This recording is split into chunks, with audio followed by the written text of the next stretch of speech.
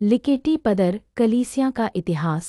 प्राचीन काल में लिकेटी पदर गांव में देवी देवताओं और भूत प्रेतों की पूजा की जाती थी। इसके कारण गांव के लोग अनेक प्रकार की परेशानियों और भारी कर्ज में डूबे रहते थे। इस दौरान श्री बुरू शबर ने कुजापंगा गांव की एक ईसाई लड़की से बिना किसी विरोध के विवाह कर लिया।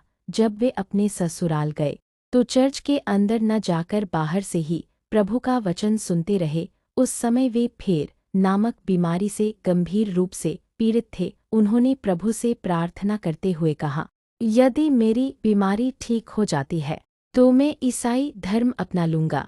प्रभु की कृपा और डीकन तामुरु रीतों की प्रार्थनाओं के कारण वे पूर्णतः स्वस्थ हो गए।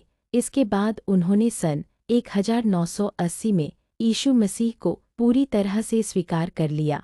धर्मांतरण की यात्रा।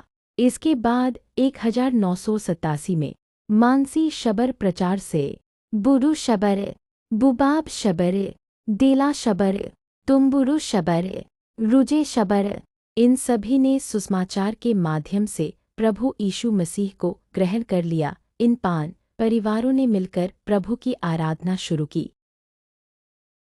1982 में ये लोग कुछ दिनों के लिए जिगिरी पदर और कुरुंडी गांवों में चर्च में सम्मिलित होने लगे।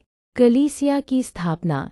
चर्च में आने जाने की कठिनाइयों के कारण 1988 में इन परिवारों ने अपने गांव में ही एक छोटे से घर में प्रभु की आराधना शुरू कर दी। इसी वर्ष लिकेटी पदर कलीसिया की स्थापना हुई।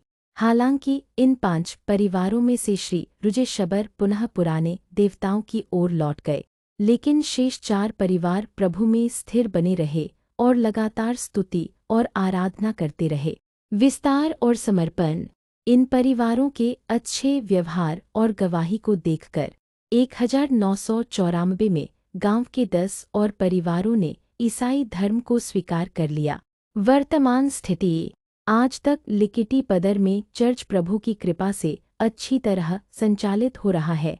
यह समुदाय सच्चे विश्वास, सेवा और समर्पण के साथ परमेश्वर की आराधना कर रहा है।